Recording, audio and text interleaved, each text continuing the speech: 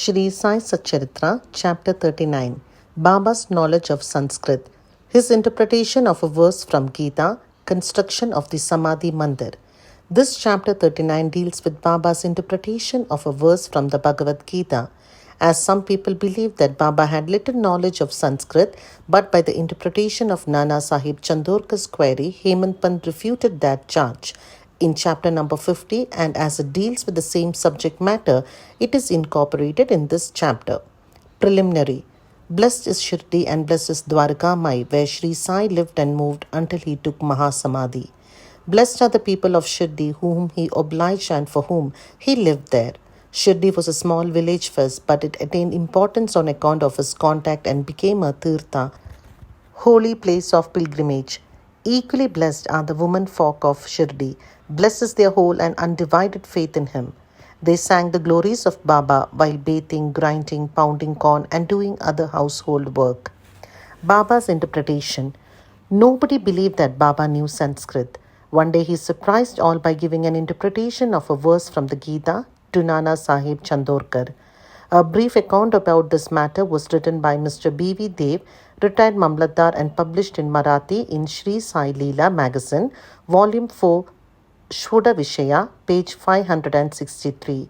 Short accounts of the same are also published in Sai Baba's Charters and Sayings, page 61, and in the Wondrous Saint Sai Baba, page 36, both by B.V. Narasimha Swami. Mr. B.V. Dev has also given an English version of this in his statement dated 27/9/1936 and published on page 66 of Devotees' Experiences Part 3 by Narasimha Swami.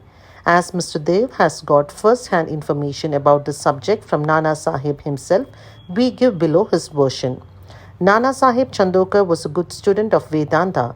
He had read Gita with commentaries. He fancied that Baba knew nothing of Sanskrit texts, so Baba one day pricked the bubble. These were the days before crowds flocked to Baba, when Baba had individual meetings at the mosque with such devotees. Nana was sitting near Baba and massaging his legs and muttering something under his breath. Baba: Nana, what are you mumbling to yourself? Nana: I am reciting a shloka, verse. Baba: What shloka? Nana: From Bhagavad Gita.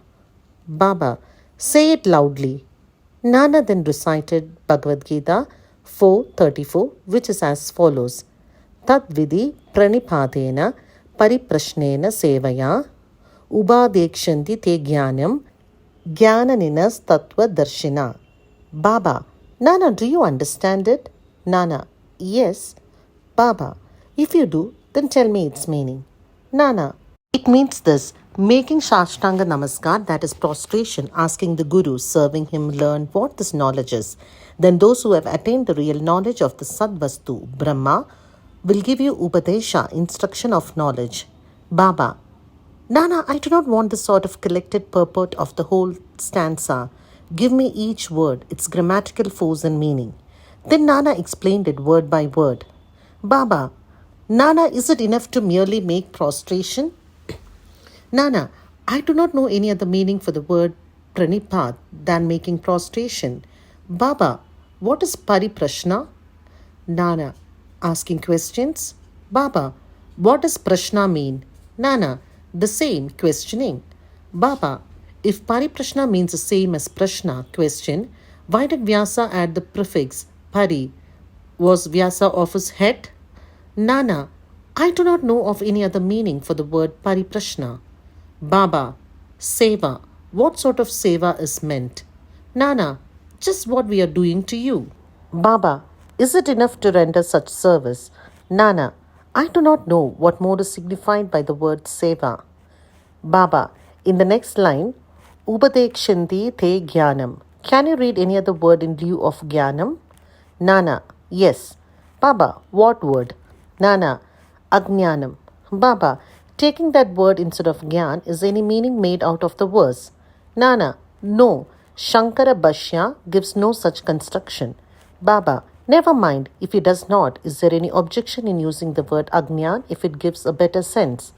Nana: I do not understand how to construe by placing Ajnan in it. Baba: Why does Krishna refer Arjun to Tattvadarshis to do his prostration, interrogation, and service. Was not Krishna a Tattvadarshi, in fact, Gyan itself? Nana, yes, he was, but I do not make out why he referred Arjun to Gyanis. Baba, have you not understood this? Nana was humiliated, his pride was knocked down. Then Baba began to explain. 1. It is not enough merely to prostrate before the Gyanis. We must make Sarvasa Sharangadi, complete surrender to the Sadguru. 2. Mere questioning is not enough. The question must not be made with any improper motive or attitude or to trap the Guru and catch mistakes in the answer or out of idle curiosity. It must be earnest with a view to achieve spiritual progress or liberation. 3. Seva is not rendering service with the feeling that one is free to offer or refuse service. One must feel that he is not the master of the body, that the body is Guru's and exists merely to render service to him.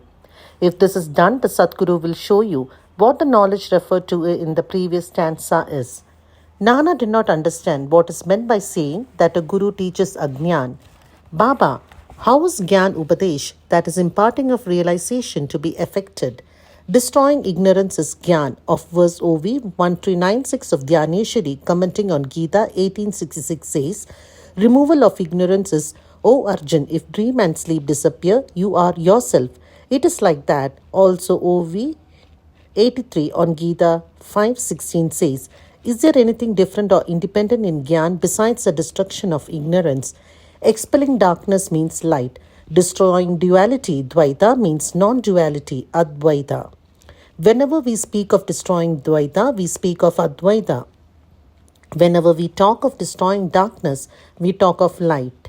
If we have to realize the Advaita state, the feeling of Dvaita in ourselves has to be removed.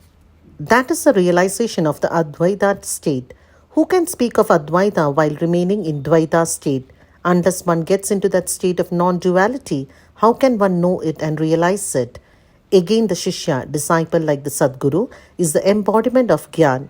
The difference between the two lies in the attitude, high realization of Sadguru and his marvelous superhuman sattva, beingness and unrivaled capacity and Aishwarya Yoga, divine powers. The Sadguru is Nirgun Satchit Anand. He has indeed taken human form to elevate mankind and raise the world. But his real Nirgun nature is not destroyed thereby even a bit. His existence or reality, divine power and wisdom remain undiminished. The disciple also is in fact of the same Swarupa, but it is overlaid by the effect of the sanskars of innumerable births in the shape of ignorance, which veils his view that he is Shuddha Chaitanya. See Bhagavad Gita chapter 5:15. As stated therein, he gets the impressions, I am Jiva, a creature meek and poor. The Guru has to root out these offshoots of ignorance and has to give upadesh or instruction. To the disciple held spellbound for endless generations by the ideas of his being, a Jiva, the Guru imparts the teaching. You are God, you are mighty and opulent. Then he realizes that he is God really. The perpetual delusion under which the disciple is laboring, that he is the body, that he is a creature, Jiva or ego, that God, Paramatma and the world are different from him, is an ignorance inherited from innumerable past births. From actions based on it, he has derived his joy, sorrows and mixtures of both. To remove this delusion, this error, this root ignorance, he must start the inquiry. How did the ignorance arise? Where is it? And to show him, this is called the Guru's Upadesh. The following are the instances of Ajnan. 1. I am Jiva, creature.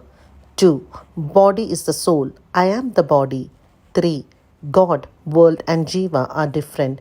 4. I am not God. 5. Not knowing that body is not the soul. 6. Not knowing that God, world and Jiva are one. Unless these errors are exposed to his view, the disciple cannot learn what is God, Jiva, world, body, how they are interrelated and whether they are different from each other or are one and the same. To teach him these and destroy his ignorance is this instruction in Gyan or Ajnan. Why should Gyan be imparted to the Jiva, who is a Gyan Murti? Upadesh is merely to show him his error and destroy his ignorance. Baba added, 1. Pranipada implies complete surrender. 2. Surrender must be of body, mind and wealth. 3. Why should Krishna refer to other Gyanis? Sad Bhakta takes everything to be Vasudev. Bhagavad Gita 7:19, that is, any guru would be Krishna to the devotee, and guru takes disciple to be Vasudev. Bhagavad Gita 7:18. As Shri Krishna knows that there are such gurus and disciples, he refers Arjun to them so that their greatness be known. Construction of the Samadhi Mandir. Baba never made any fuss about things which he wanted to accomplish, but he so skillfully arranged the circumstances that the people were surprised at the slow but sure results attained. The construction of the Samadhi Mandir is an instance. Shriman Bapu Saheb Bhuti, the famous multi-millionaire of Nagpur, lived in Shirdi with his family. Once an idea arose in his mind that he should have a building of his own there. Sometime after this, while he was sleeping in Dikshit Wada, he got a vision. Baba appeared in his dream and ordered him to build a Wada with a temple. Shama, who was sleeping there, also got a similar vision. When Bapu Sahib awoke, he saw Shama crying and asked the later as to why he was in tears. Shama replied that in his vision, Baba came to him and ordered distinctly, "Build the Wada with the temple. I shall fulfill the desires of all."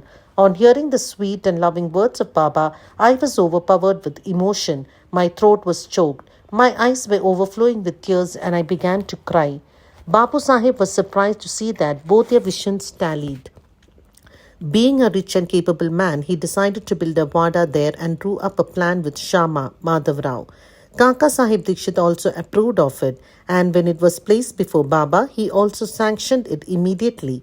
Then the construction work was duly started, and under the supervision of Shama, the ground floor, the cellar, and the well were completed. Baba, on his way to and from Lendi, also suggested some improvements. Further work was entrusted to Bapu Sahib Jog, and when it was going on, an idea struck Bapu Sahib Bhuti's mind that there should be an open space or platform, and in the center, the image of Muralidhar, Lord Krishna with the flute, be installed. He asked Shama to refer this matter to Baba and get his consent. The later asked Baba about this when he was just passing by the Wada. On hearing Shama, Baba gave his consent, saying, "After the temple is complete, I will come there to stay." And staring at the Wada, he added, "After the Wada is complete, we shall use it ourselves. We shall live, move, and play there, embrace each other, and be happy." Then Shama asked Baba whether this was the auspicious time to begin the foundation work of the central room of the shrine. Baba answered in the affirmative. Then Shama got a coconut broken there and started the work. In due time, the work was completed and an order was also placed for making a good image of Muralidhar. But before it was ready, a new situation turned up. Baba became seriously ill. Bapu Sahib became very sad and dejected, thinking that if Baba passed away, his Wada would not be consecrated by the holy touch of Baba's feet, and all his money, about 1,00,000 of rupees, would be wasted away. But the words, "Keep me in the Wada," which came out of Baba's mouth just before his passing away, consoled not only Bapu Sahib but one and all. In due time, Baba's holy body was placed and preserved in the central shrine meant for Muralidhar, and Baba himself became Muralidhar, and the Wada thus became the Samadhi Mandir of Sai Baba. His wonderful Leela is unfathomable. Blessed and fortunate is Bapu Sahib Bhuti, in whose Vada lies the holy and the pure body of Baba. Both to Shri Sai. Peace be to all.